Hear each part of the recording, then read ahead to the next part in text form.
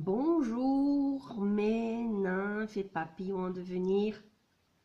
Alors aujourd'hui on est le 36e jour du défi de Lilou et le thème du jour c'est peur de l'échec. Et donc la petite phrase de Wendayer c'est: l'échec est un jugement de valeur, une opinion qui se nourrit de vos peurs, mais vous pouvez les chasser en vous aimant vous-même, en aimant ce que vous faites, en aimant les autres et en aimant votre planète. Tout est dit, hein. Alors, en fait, en Europe, contrairement aux États-Unis, la notion d'échec est vraiment interprétée de façon négative. Et donc, la peur de l'échec nous bloque et nous tétanise et même peut nous freiner à avancer, même à démarrer quelque chose. Donc, cette peur nous limite vraiment dans tous les changements possibles. Et donc, on peut vraiment, allez, ça peut nous empêcher de créer de nouvelles idées, d'être créatif, d'aller vers nos rêves, tout simplement, de réaliser nos rêves les plus grands. Donc cette peur de l'échec peut vraiment nous bloquer à tous les niveaux. Et pourtant, le plus grand échec est de ne pas tenter l'aventure et de ne rien faire de peur d'échouer. Donc, on sait qu'il y a plein d'inventeurs qui ont Edison, enfin, il y a plein d'inventeurs qui ont dû faire 10 000, qui ont essuyé 10 000 échecs avant de réussir quelque chose qui est primordial pour nous à l'heure actuelle. Donc voilà, et regardez dans le showbiz, enfin voilà, dans plein de choses. Nombreuses sont les personnes qui ont essuyé des échecs, qui ont continué malgré tout et qui sont devenus célèbres. Donc, derrière certains échecs peut se cacher une belle réussite parce que simplement l'expérience qui a été apprise par cet échec permettra d'aller plus loin et de réussir la prochaine fois. Parfois, les échecs ou échouer à un examen permet de prendre une autre direction et simplement, c'est celle-là qu'il fallait, c'est pas une autre, enfin voilà, c'était pas l'autre direction. Donc, je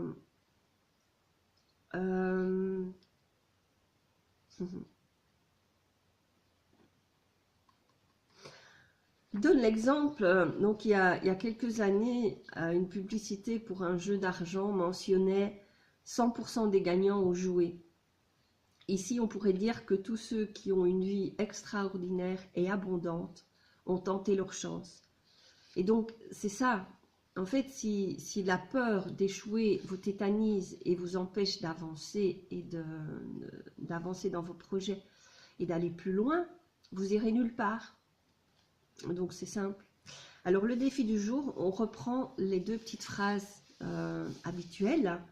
Et donc, pour être en paix avec la question d'échec, on vous propose de répéter les deux phrases suivantes devant votre miroir.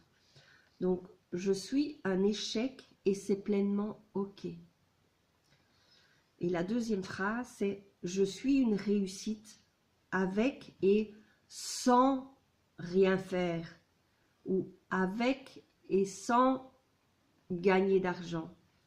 La phrase 2 met l'accent sur la réussite en tant que personne et pas pour ce que vous faites ou pour ce que vous gagnez. Et donc, si les messages parentaux sur ce qu'était la réussite étaient dans ce sens, donc vous pouvez changer cela en étant déloyal. Et là, on revient sur le thème d'il y a quelques jours, d'être déloyal par rapport à ce qui a été inculqué par rapport à certaines croyances. Donc voilà, rappelez-vous que la notion d'échec et de réussite n'est pas une vue de l'esprit. C'est une interprétation que nous inventons avec notre mental. Alors, dans la réussite, il n'y a que des expériences de vie. Coller des étiquettes réussite ou échec n'apporte rien. Donc, en fait, comme on dit, que je réussisse ou pas, de toute façon, l'expérience m'apportera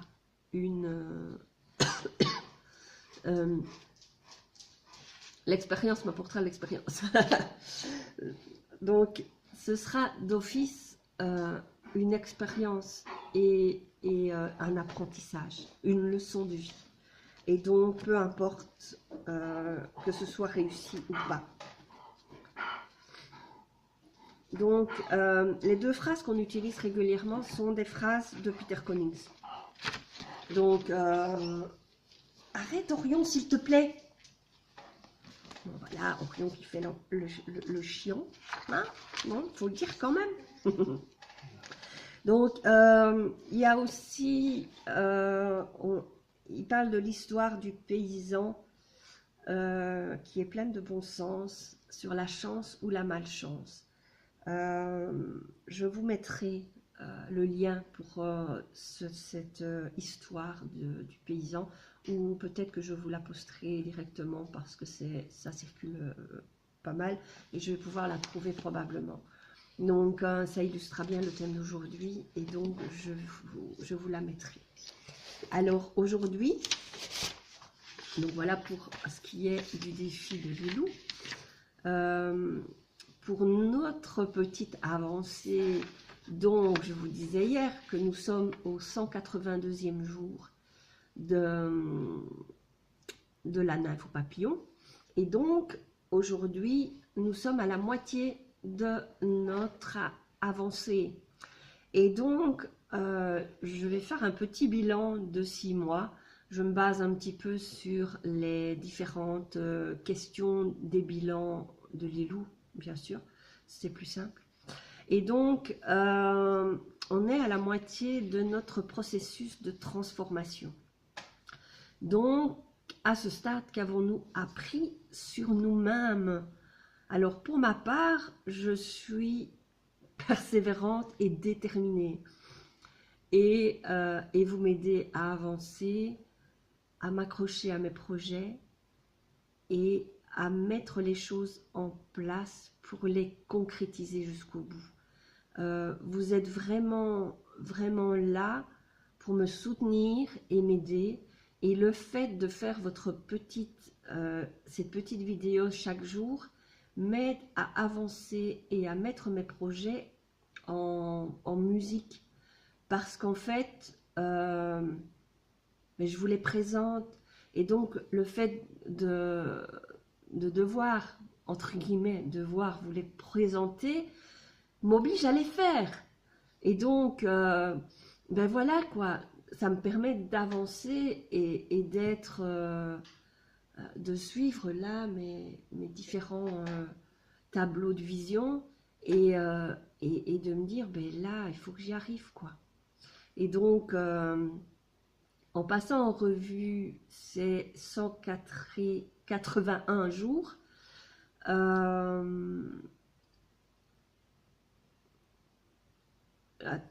ne sais plus me relire. Donc, ah oui, voilà, en passant en revue les 181 jours, en me concentrant sur les succès, et Orion qui vient dire bonjour, bien sûr. Donc, en me concentrant sur les succès, je me suis dit, waouh, j'ai beaucoup progressé sur mon projet. Mon projet est en route. J'ai encore, bon, je suis encore en phase de lancement et de nettoyage par rapport à moi et les blocages qu'il y a encore. Mais beaucoup de choses sont déjà là. Et donc, c'est juste waouh, quoi. C'est juste waouh. Je suis épatée par ce que je fais grâce à vous et voilà, et où j'en suis aujourd'hui. Alors, écrivez aussi ce que vous ressentez à propos de vos résultats. C'est hyper important. Donc, vous avez probablement votre petit cahier et donc écrivez dedans ce que vous ressentez. Faites aussi votre bilan des 6 mois. Donc, où en est votre processus et donc voilà quoi. Alors, par rapport, donc on a vu les réussites, et maintenant on va voir par rapport aux déceptions. Quelles sont les déceptions par rapport à ces 6 mois? Alors, mes déceptions ici et maintenant, aucune. Parce que j'avance, je progresse. Bon, bien sûr, il y a encore certains blocages, mais je fais le point et avance pour les nettoyer. Et cette année, les compréhensions sont comme ça.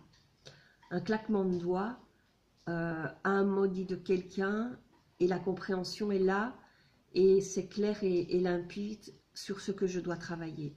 Ou j'ai l'information directement de où je dois aller, ou voilà un message ou quelque chose qui vient et qui est directement là pour me diriger là où je dois aller. Donc je vais voir les personnes au fur et à mesure de là où je suis et où je sens un blocage. Alors ça me fait bosser sur moi en continu, mais ça me fait avancer et c'est comme ça que j'aurai la réussite au bout. Et je suis déterminée à l'avoir. Donc voilà. Alors, si vous gardez quelque chose en vous par rapport à ce défi, partagez-le.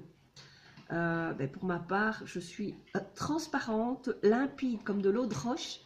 Je vous dis tout chaque jour, même parfois trop probablement, mais ça fait partie de ces vidéos et de votre accompagnement et de ma façon d'avancer pour dans le but de ce défi, en fait. En final, de la nymphe au papillon, la nymphe, elle ne restera pas dans son cocon en attendant tout bonnement que les choses viennent à elle.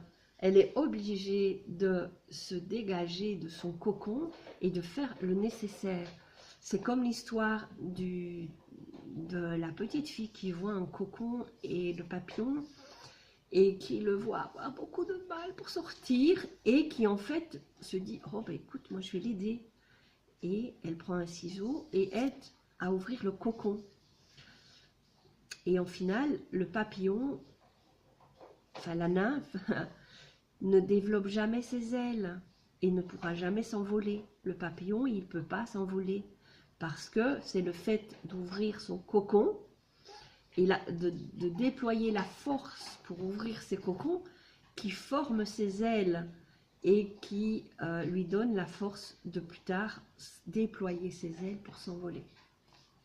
Donc chaque chose qui est là sur notre chemin est là pour nous aider à nous déployer et à ouvrir nos ailes.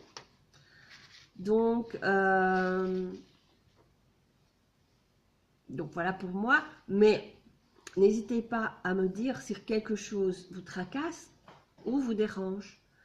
Je partage avec vous chaque jour. Et donc, voilà, si quelque chose vous interpelle, si quelque chose vous interloque, n'hésitez pas à le dire.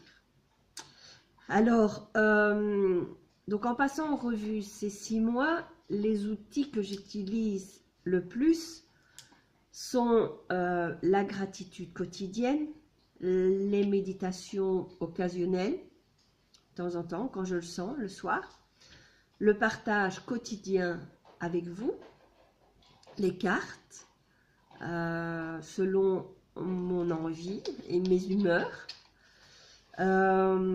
les rituels de nouvelle lune et de pleine lune,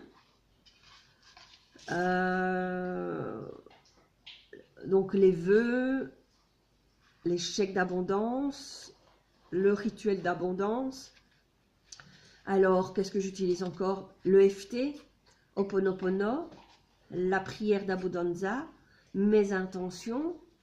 Donc, ça ne vous fasse pas peur, mais en même temps, c'est des choses que j'ai instaurées dans mon quotidien depuis 1 an et qui me tiennent et qui sont là et que je fais simplement sans y réfléchir. Voilà, j'ai mon cahier sur mon lit, à côté de mon lit, avant de m'endormir, je fais mes gratitudes, je fais ma prière à Abundanza, je fais mes intentions, je récite mes intentions. Mes intentions, elles changent selon, voilà, elles ont déjà changé plusieurs fois sur cette année. Donc voilà. Et le reste, ben, je le fais quand je le sens, au moment où c'est juste pour moi. Donc, alors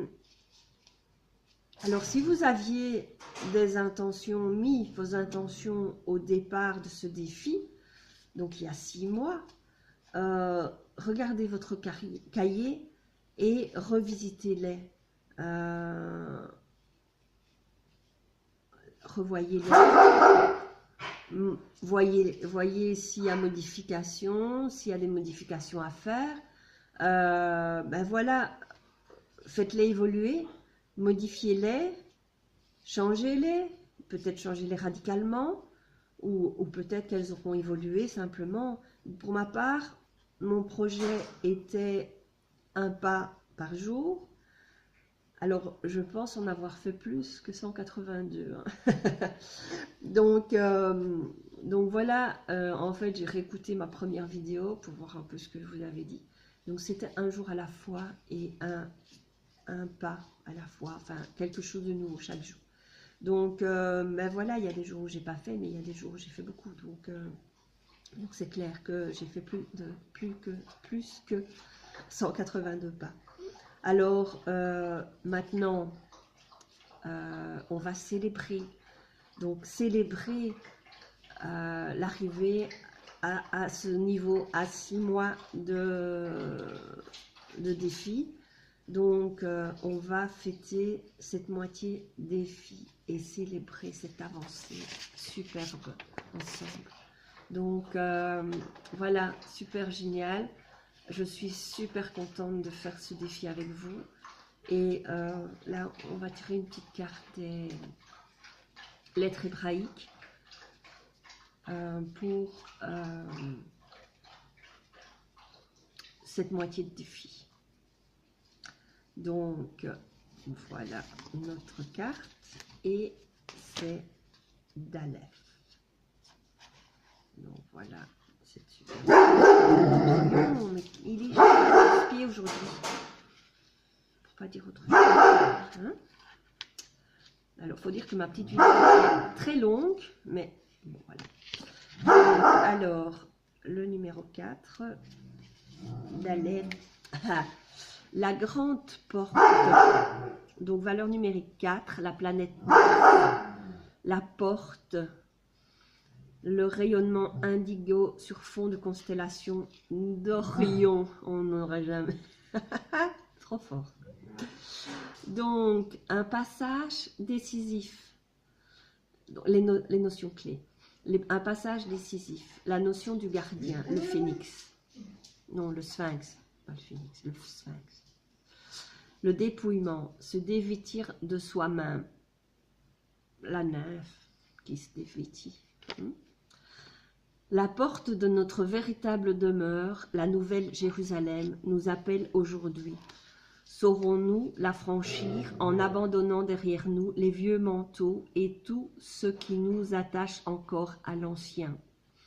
Nous connaissons tous l'énergie de Daleth, car nous avons tous traversé de multiples portes, des passages qui nous ont transformés et dont nous portons l'empreinte tout au long du grand voyage de l'âme. À l'aube d'une ère nouvelle, Daleth se manifeste dans toute sa splendeur. Elle est bien la porte ultime de la maison du grand retour, où le royaume de lumière, dont nous avons la nostalgie, devient un avec la terre vivante. Quand Daleth apparaît dans le tirage, elle annonce un grand rendez-vous, qu'il soit manifesté extérieurement ou qu'il nous attende au plus intime de notre être. Ce rendez-vous représente un passage décisif. Peut-être est-ce le temps de prendre une décision qui apportera un changement. Daleth évoque une notion de dépouillement, de mise à nu. Pour ce changement qui nous attend, il est nécessaire de lâcher d'anciens bagages, de renoncer à quelque chose qui ne pourra plus exister dans ce nouveau qui nous appelle. Daleth n'est pas toujours facile à intégrer, car grande est son exigence. Elle est pourtant amour infini. Elle est le sphinx qui nous pose sa question, une question miroir qui nous renvoie à nous-mêmes. Elle pose les questions fondamentales dont les réponses ne sont pas des mots mais des vécus. Elle est le gardien du seuil qui ne s'incline que devant le pur élan de notre âme. Daleth est l'initiale du mot Dat, la connaissance. Dat est le joyau qui brille sur le front de l'homme nouveau, la connaissance vivante qui est notre héritage et que le mental humain ne peut pas saisir. La question de Daleth. Ô enfant de lumière, je viens à toi aujourd'hui parce que ton âme m'appelle. Depuis longtemps, nous marchons l'un vers l'autre et le moment est arrivé. Je suis le gardien de la porte et je suis la porte elle-même. Derrière moi s'étend la terre du Messie, où rayonne le palais du Graal et l'arbre de vie. Tu as reçu par grâce certains avant-goûts de la lumière vivante qui vient toujours au-devant des hommes. Mais pour pénétrer réellement en ce royaume dont je suis le gardien, il te faut répondre à ma question. Mais attention, une fois la question posée, si tu sais l'entendre, sache qu'elle allumera un feu exigeant, dont la brûlure ne guérira que par la réponse donnée. Veux-tu vraiment entendre la question? Alors la voici. Qui es-tu? Si elle te semble trop simple, s'il te semble que tu l'as entendue d'innombrables fois, je t'invite à l'écouter à nouveau avec ton cœur profond, qui ne retient rien du passé, du temps et de l'espace, mais pour qui cette question vivante est toujours nouvelle. Alors la réponse jaillira du centre de ton être et elle te surprendra, bien-aimé. Tu croirais connaître la réponse, mais à question vivante. Réponse vivante, toujours plus haut, plus haute, toujours plus belle. Plonge en ma lumière, traverse la porte des étoiles et tu découvriras ta demeure dans l'étreinte d'amour avec la terre. Joli programme, n'est-ce pas? Donc, voilà pour notre défi, pour notre 6 mois de défi. Donc, cette vidéo était un peu plus longue que d'habitude, forcément. Et ben voilà plein de choses, tout un programme. Ce Daleth peut nous accompagner vraiment pour le passage de la porte et pour l'ouverture du cocon vers le papillon. Vraiment, vraiment, vraiment. C'est le moment, c'est l'instant. Ceux qui m'ont suivi pendant ces 6 mois, vraiment, je pense qu'on a fait un bon chemin ensemble et que ce chemin n'est pas terminé et que là, on est justement en train de passer vers autre chose et quelque chose de grand et de beau pour un meilleur futur. Donc, ben voilà, avec ces mots pleins de sagesse, je vous embrasse. Je vous souhaite un excellent week-end et ben je vous retrouve demain avec une petite surprise peut-être. Ça dépendra du temps. Je vous embrasse.